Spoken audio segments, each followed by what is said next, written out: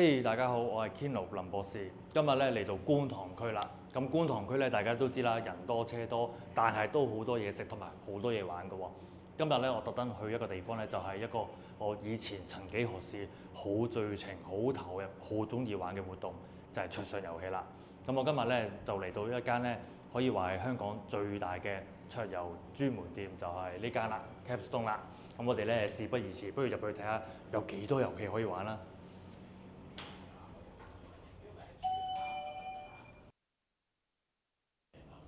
哇！一入到嚟咧，呢個環境已經令到我真係好放鬆、好開心啊！大家望下，有好多款遊戲喎。大家知唔知其實呢度有幾多款遊戲啊？200、500定係800呢？我都估唔到，原來係超過1000款啦！我初頭以為係800種啊，已經好犀利啊，原來係超過1000種遊戲啊！咁我哋事不宜遲啊，我哋不如 close up 睇下呢度有啲咩遊戲玩啦。我哋先嚟呢度咧，新到嘅桌遊喎喺度。哇！其實咧，其中有一款遊戲咧，好熟面口啊，識我嘅朋友都知道啦。呢副遊戲其實係小弟發明㗎，係小弟開發嘅。咁啊，前年嘅時候咧，就終於生產出嚟啦，叫做月光寶盒啊，就唔係月光寶盒喎。好啦，咁我哋咧就睇下其他有咩遊戲玩啦。有啲遊戲咧，大家都可能好熟㗎啦，譬如呢一套貓嘅遊戲啦嚇。咁其實呢套貓嘅遊戲咧，老實講啦，我以前喺醫院做治療師嘅時候咧，係某啲嘅科目裡面咧，我都會咧用呢副遊戲咧去幫一啲嘅患者嘅喎，好犀利啊！呢副遊戲唔單止玩啊，仲可以幫到專注力啊、情緒啊，同埋人與人之間嘅互動啊咁樣樣嘅。咁其實桌遊咧，我以前第一份工嘅時候咧，嗰班同事咧係超中意玩桌遊，我令到即係佢哋令到我啊，即係沉迷咗桌遊呢個嘅玩意咧，都有成3、2年㗎。我以前最中意玩嘅桌遊，大家估下係乜嘢？就係狼人殺啦！唔知鏡頭面前嘅朋友咧有冇玩過狼人殺咧？狼人殺有一個好吸引嘅地方，就係將大家匿埋嘅時候咧，你唔知身邊嘅你嘅所謂嘅朋友啦，佢係咪一隻人狼喎？咁嗰隻遊戲咧，亦都唔使太複雜嘅工具，有一副卡啊咁樣樣就可以玩到。我都好耐冇玩啦，10幾個人一齊聚埋一齊玩人狼殺咧，真係好開心啊！嗰段日子。哇！我哋又睇下呢度有啲咩遊戲啊。咁啊，而家啲遊戲咧，其實點解我話桌遊係非常好嘅嘢咧？因為可以幫到人咧係好多東西嘅，例如咧人與人之間，而家我哋成日都做咩㗎？揸住個電話，揸住個電話。我哋就算覺得同朋友交流咧，我哋都好似用個電話啊去訊息啊去交流。其實我好建議咧，大家咧盡量揾多啲時間咧，同啲朋友試下去玩桌遊，因為桌遊我哋係人與人，大家面對面真實咁去相處互動啊，同埋桌遊有好多樂趣嘅，好多時會令到大家有一種咧神似嘅感覺。大家熟悉我嘅都知道，我好推崇一個叫做神似活動或者叫心流活動啦。其中一個要點咧就係嗰個活動咧，你係全程咧全心全意去投入落去嘅。咁桌遊咧，我嘅經驗咧就係令到我咧好全心全意。嗰啲煩惱啊，咩唔開心嘅嘢咧，嗰一刻我都唔會記得，因為我全心全意要咩啊？要贏嗰個遊戲咯。咁有啲桌遊咧，其實咧就唔係淨係贏同輸嘅，譬如好似呢啲好似呢啲遊戲咧，我相信就唔係分勝負嘅，因為桌遊有好多種類，亦都好多理論嘅原來。咁小弟咧喺2016年咧都考過一個桌遊導師牌，我都發覺咧原來桌遊嘅學問咧係博大精深。咁同埋咧桌遊係好訓練到人嘅一樣嘢嘅，就係人類嘅認知能力啦，包括你嘅專注力啦、解決問題嘅能力啦，同埋你嘅記性啊。有啲桌遊咧係可以好提升到你嘅記性嘅喎。咁所以咧又有得玩，又對你嘅認知能力好，又對社交好。真係我覺得老實講，而家好多嘅我哋嘅生活習慣改變咗。而家我少見咗好多人一齊玩桌遊嘅畫面，但係我覺得好可惜。所以我希望如果鏡頭前面嘅朋友好似同我一樣嘅，以前曾經都係桌遊發燒友嘅話咧，不如我哋約出嚟玩一次桌遊啊！哇！呢副遊戲我遠睇我以為大鑊飯，原來係大盒飯咁樣。雖然我唔知玩咩啊，但係呢度咧原來1996年德國年度遊戲冠軍唔講唔知喎，我個名 Kino 咧其實係德文字嚟嘅，係解德文裡面解戲院嘅。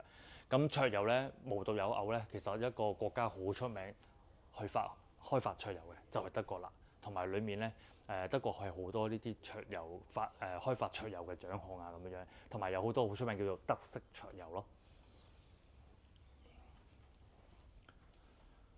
哇！真係你如果叫我去玩晒呢度嘅遊戲，我相信係冇乜可能嘅。不過咧，我就睇到一樣嘢咧，就係呢度咧，其實啲職員都好專業嘅。係我哋拍緊片嘅時候咧，一路有人入緊嚟嘅時候咧，其實咧，當你是但攞一副遊戲，呢副遊戲點玩㗎？我即係呢度嘅職員咧，係隨時隨地可以解釋到呢個遊戲點樣玩。我都好讚歎佢哋嘅記性，點樣可以訓練到自己過千隻遊戲都可以記得點樣玩，教到啲客人點樣玩咧。我真係好真心佩服佢哋。又或者呢個就係玩得桌遊多嘅好處啦。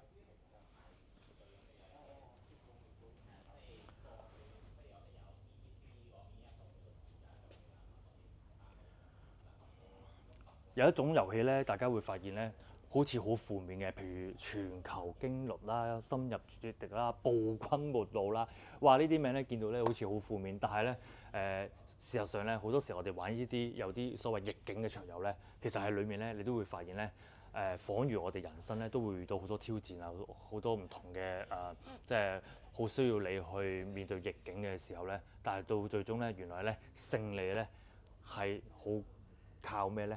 好靠兩個字策略。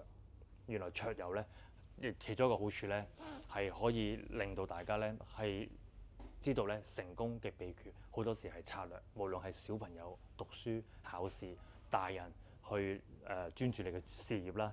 其實好多時我哋成功咧，好多時我哋要講策略。面對逆境嘅時候咧，我哋一樣都會靠策略咧去幫助我哋咧度過嘅逆境。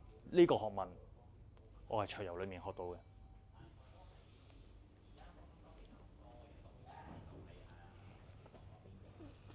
哇 Camman 望下呢度咧，哇！啲桌遊好靚啊，一個系列㗎。哇！呢個好勁啊！呢個哇！呢個其實我知道係咩嚟㗎。我曾經咧係 Kickstarter 為我自己嗰副遊戲去眾籌嘅時候咧，同一時期咧，我見過呢副遊戲都去眾籌嘅，係7位數㗎。有得賣啦，原來。咁當然啦，我唔係幫佢哋賣廣告啦。不過我覺得好勁喎，叫惡夜殺機，同埋咧好似係玩一個類似古堡裏面咧去逃脫嘅遊戲嚟嘅。我都好想玩，不過咧我而家除咗我自己好忙啦，我身邊嘅朋友都忙啦。不過忙唔係一個藉口嚟嘅。鏡頭前面嘅朋友，如果你都係桌遊發燒友咧，不如留個言啦，我哋一齊出嚟就嚟 Capstone 買呢隻遊戲一齊玩啦，不如惡夜殺機。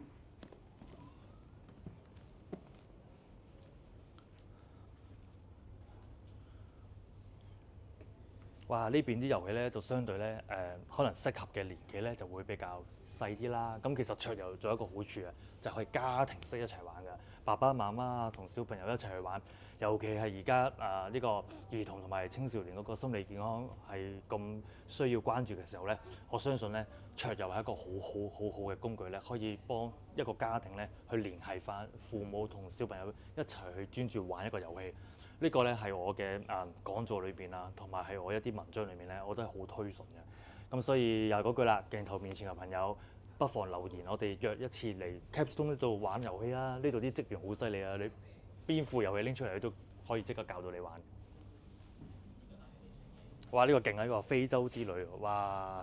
唔知點玩嘅咧嚇，我見到呢隻咧，我諗起我隻狗啊。大家會睇我 YouTube 頻道咧，有一集我拎咗我隻狗出嚟，係叫 Gentleman 喎，佢係一隻鬆獅犬，即係獅子狗。呢個犀利啊！呢個我以前都成日玩㗎，即係咧大家鬥快去拍嘢啊！呢個咧其實除咗考呢個手眼協調之外咧，亦都考你個反應嘅。其實桌遊頭先我講啦，可以幫到大家嘅認知能力裏面咧，其實有一樣嘢就係你個 response speed 啊，你個反應嘅速度咧，原來係可以 train up 嘅用桌遊。咁所以好彩我哋香港咧都有個文化，就係細細個我哋嘅小朋友咧都好喺教育界裏面咧都好興用呢個桌遊咧去即係有唔同嘅訓練嘅同埋教育嘅目的啦。咁呢個係好好嘅。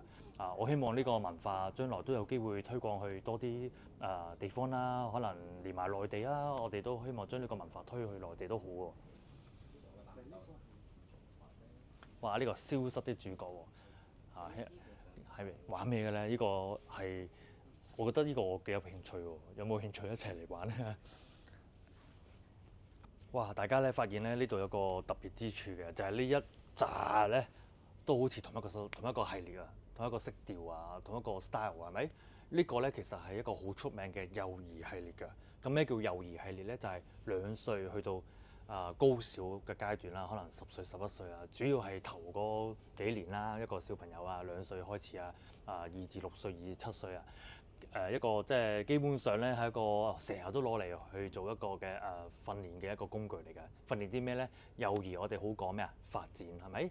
會講好多嘅認顏色啦，我哋一般嘅一啲嘅對 object 對一個甚至乎抽象開始，譬如6歲之後啊，開始有啲抽象理解啊，甚至乎係一啲嘅語言啊、詞彙啊嗰樣嘢咧，你見呢度咧嗰啲 style 咧，全部都係為幼兒而設嘅。咁我哋無論係一個遊戲嘅性質啦，定係一個對兒童發展方面嘅一個嘅訓練嘅需要咧，其實桌遊咧又係嗰句係非常非常之啱使嘅。哇！呢個卡卡種咧真係咧冇諗過冇嚟一段時間咧已經係好多版本啦。鏡頭前邊如果有玩開桌遊嘅人，一定知道咩叫卡卡種，呢個係國際知名嘅遊戲嚟嘅。咁咧原來係有國際嘅比賽嘅，每年9月咧喺德國咧係有一個國際性嘅比賽嘅，香港都有代表去參賽嘅喎。而我哋香港咧都有本地嘅比賽咧係專係玩呢個卡卡種嘅。我真係好想有一日咧我擠翻啲時間出嚟咧，我都要去參賽。我都好想咧有一日希望代表香港咧去參加一個國際比賽，就係一個卡卡種。咁玩乜嘢嘅咧？基本上我哋可以睇下呢個圖咧，基本上就係用頭先我講過㗎。其實桌遊好培訓到一個人對住唔同嘅要解決問題嘅時候，我哋知道個竅門係策略。咁其實呢個遊戲咧都係好靠策略咯。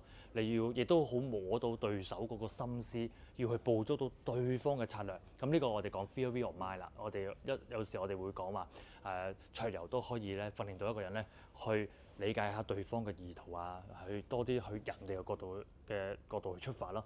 因為呢個遊戲咧都需要咧去摸索對手嗰個策略，令到自己可以爭取最大嘅土地，令到對方咧就唔好咁易攞到咁好嘅土地，類似係咁樣樣啦。都係嗰句有冇朋友咧可以留言咧同林博士一齊嚟玩卡卡種啦，我哋一齊嚟參賽好唔好啊？